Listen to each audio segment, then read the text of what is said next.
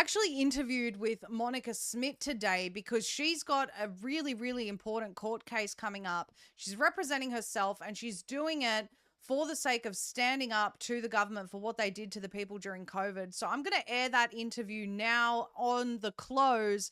Please stick around and watch that and show her your support. She's not asking for anything other than people's support and prayers for this court case. And it really is, the aim is to hold the government accountable. So here's that interview now, and I'll see you all soon. Monica Smith, thank you so much for joining us. We appreciate you being here. Thank you. Thanks for having me so much. Of course, of course. Well, I think this is absolutely fantastic news. I think that we need Australians standing up to the authorities and demanding accountability for what occurred during COVID. Explain to us exactly what it is that you're trying to achieve with this case. Well, the thing that I've noticed, especially recently, like you have just alluded to, is the mainstream media and all the people culpable of what happened to me and others are trying to move on. And they're saying to us, oh, just get over it. It was 4 years ago. Why don't you move on? Well, firstly, we have moved on because we're not going to give them that much credit to be stuck in this emotional state. However, we deserve justice. And I would love it if the police and the government and those who did these things to us took it upon themselves to apologize of their own accord. But we live in a society where probably it's going to be someone's grandson who apologizes to us in 50 years' time when it means nothing. So the only way to get actual accountability and force meaningful action so that we can ensure this doesn't happen again, there's only two options. You appeal to Parliament, and we've seen how well that goes lately. And the second option is you take them to court and you win. And they are not going to apologize on their own accord. So we are left with one choice, and that is to take them to court and to win and to force kind of an apology by winning, and hopefully that results in meaningful action. So Nick Patterson recently, defended himself in trial and got the first really public recognition of the fact that police might have maybe done the wrong thing to Victorians during COVID, and that was a real storm because it was the first time that a judge actually at least seemed to understand what we went through. So what I'm doing in 2 weeks' time, actually July 23rd, is the first time that we, and I'm me, but I mean we as the freedom movement, are actually the plaintiff. So I am not defending charges. I am actually taking them to court, taking them to trial for what they did to me on October 31st, 2020. I was reporting as an independent journalist and they arrested me 3 times, put me in the back of a divvy van. It was pretty distressing. And 3.5 years later, I finally get to have my time in court.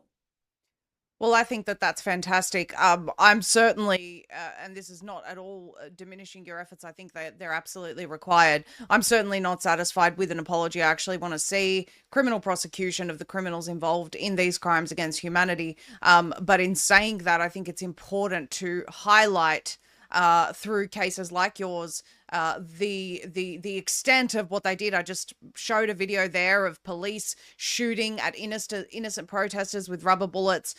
In that video, you can actually hear, I believe it was Rukshan saying, get back, they're shooting. Imagine being an innocent protester. And I know, you've got Greens now complaining that climate protesters are being arrested. Well, where were you when lockdown protesters were protesting lockdowns? It's not rules for me, but not for you.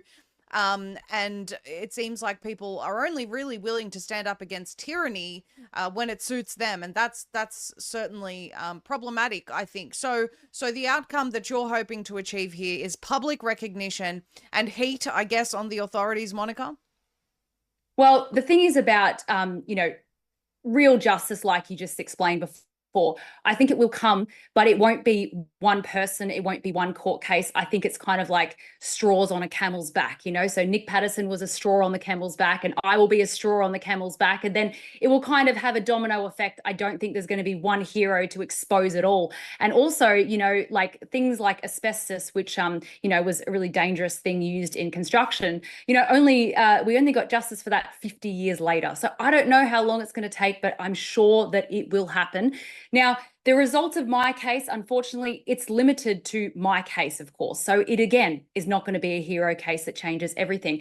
However, as an independent journalist at the time when I was arrested 3 times in one day, that is really what I'm focusing on. Because if there was a COVID-like situation in Victoria or Australia again, I want independent journalists like yourself, like me, and like anyone else that's coming up through the ranks to feel safe to leave their house and do their job. Now, there is a clear bias between the way that the police treat mainstream media journalists as opposed to independent journalists. They're both doing journalism, but for some reason, one is more important and worthy of human rights than the other. And this is an argument that has not been had in court yet. So I really hope that I can do it justice. And before I let you ask your next question, I just want to say that there is absolutely no doubt of people have brought cases against the Victoria Police since this COVID time. But unfortunately, many people have a lifestyle where they have to take a deal. And I understand that because we all have different lifestyles and support networks and financial situations. Now, if someone takes a deal, it doesn't set a precedence for anyone. It doesn't really help anyone. So the reason I'm going all the way is because I do have a support network. I believe in God. I've got a really supportive family. And I'm just one of the people that can handle the mental stress of going all the way. So I feel like I'm doing it not just for myself, for others. And I hope that it does make a difference. And at least we can air some of the grievances. And I'll tell you what, Maria, it's going to be pretty fun to have 5 policemen on the stand and being able to cross-examine them. And I'm representing myself. So there's a part of me that's super anxious, but kind of excited to ask them some of the tough questions. Oh, that's fantastic. So when is the case, Monica, and how can people stay up to date with what's going on? So if you go to monicasmith.com, you can subscribe there. Monica versus also has all the details. It's the 23rd of July at the County Court of Victoria. There's probably going to be a couple of hundred people there to support me. So it's going to be fun as well. You don't have to sit through the boring trial the whole time. Why not hang out outside and have coffees with each other and share in misery and hope and all that fun stuff. And but please do come, especially if you're going to focus on one day, come on the 23rd of July to show the mainstream media and the judge and anyone else watching that I'm not alone, even though I will be standing alone at this very special table with all these people in cloaks and wigs over the other side. So it's going to be quite a spectacle, but please come on the 23rd. And if you can't come, pray for me. That's really important. That's all I need. Well, I appreciate that, Monica, and we thank you for really taking them to task, I guess. Really pushing for that accountability, pushing for at least some form of admission that could potentially set a precedent, at least for future cases. And I think that more people should be doing this. More people should be challenging the powers that be, because we simply cannot let them get away with what they did ever again. And so your efforts, I'm sure, will go a long way. Thank you again for giving us an update, Monica. 23rd of July. See you then.